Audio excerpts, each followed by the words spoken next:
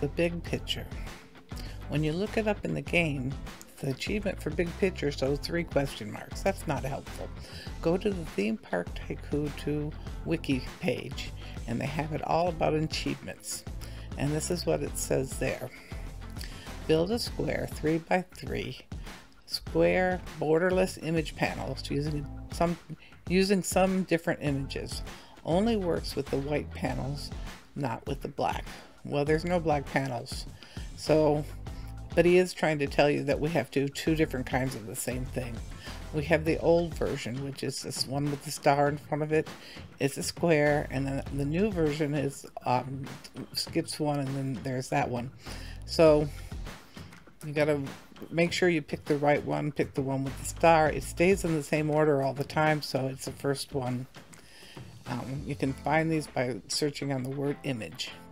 So this is the new one. If you chose that one instead, you don't choose it. It will not work for this achievement. Only the first one does.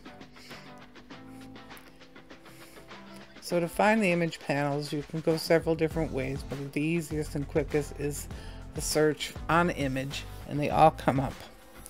And you can see there you got 2 squares right there in a line, both 750, and you have to remember, yeah, I'm looking further down, there's more squares, but you want these first 2. The first one is the old one, the second one is the new one. We need the old one to make this work. So grab that and make a nice little row of 3 images. It just slides right along like a path or like a hedge. And then you want 3 more in the next row, and then 3 more on the top row. And that's easy to do, and they just snap right together, no problems. But what's the difference then about the new one? How does that work? Well, you can tell if you use the new one right away, because when you go to place it, it comes in sideways. And you can see that little base on it. As long as you're touching it, you can see the base. But once you've placed it, you can't see it at all. So it's you can't tell the difference between the first and the second. See, there's the base, but you only see it while you're holding it. Once you've placed it, it disappears. The base can be a real problem in the game, because if you're trying to put something close to the edge, the base will tag you out as being out of bounds, and yet your image is not out of bounds, but the base is. Those are on primitives too. They put those bases, and they will also snag you the same way. Okay, we got the right one here. Let's start putting some pictures in. We just go to the image menu and choose default change, and we're going to change it to anything you want. You can do anything on this page. You can look up other things on other pages, but why bother? Just need to use the things that are quickly at hand right here. So I'm going to make a small pattern here, but it's not written in stone. It's nothing you have to follow. I'm just playing around with it, making a pattern as we go. So let's see, we're going to put a star on this side. Now we're going to put the American flag down in the middle. Then we're going to put another star on this side. Could be the same star, but I chose a different one, just out of habit of choosing different for everything. And let's see, that one follows with a line down that matches that same star. There's the line.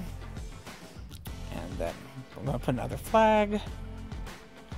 And that's the British flag. And the last one will be the line to match that star. And that has 2 lines.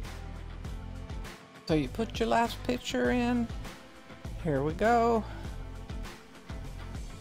And voila! You have the big picture.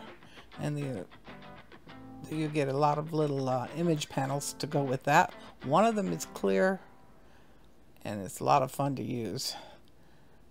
A path that's clear. You can make the people walk up in the sky and no one can see what they're walking on. It's great fun. So what good are these new ones we got with the bases? Why would we want to use these? I mean, there can be trouble when they're up against an edge.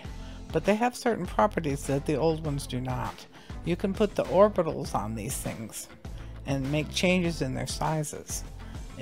They only go just so much bigger or smaller, but it's very nice when you're in a tight corner to be able to grab the orbital, grab the inside line and pull up.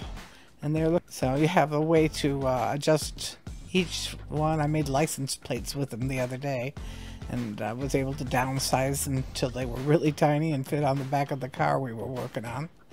So it's very nice that they can move around.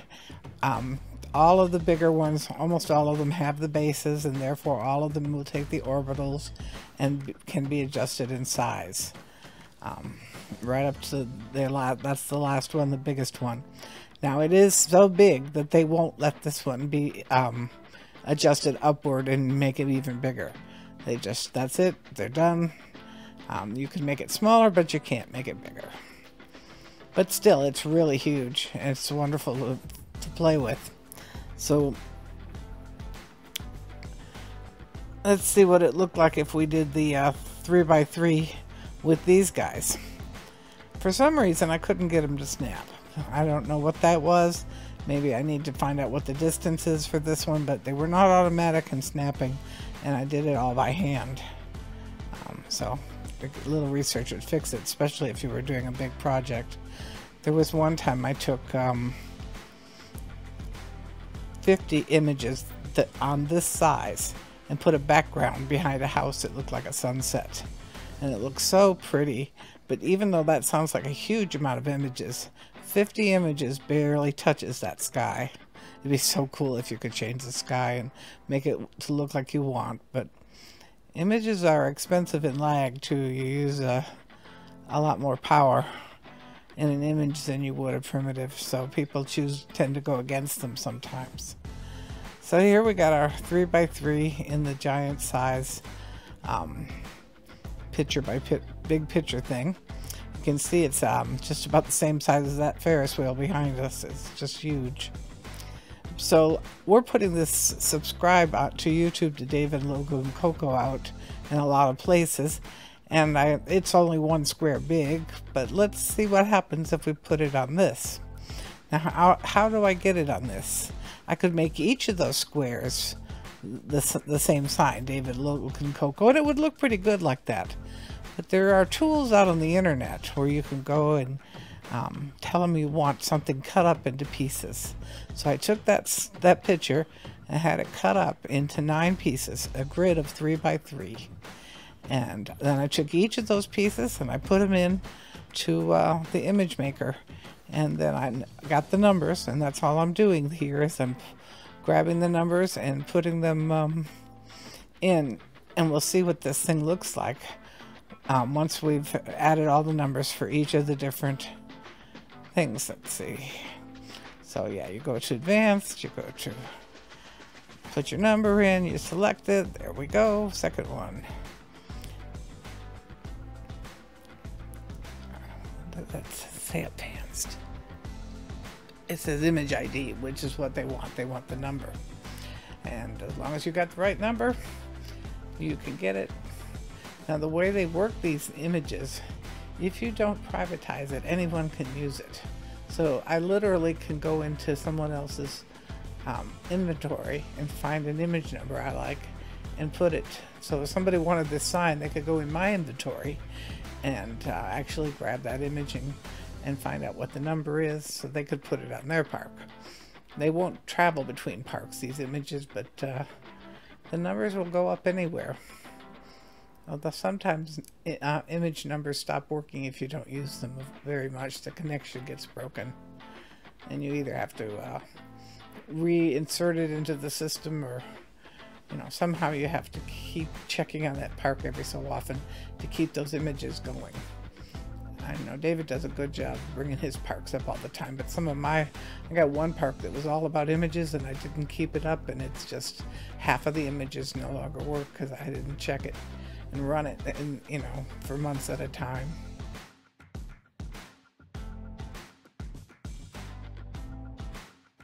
It's pretty cool. Thanks for watching.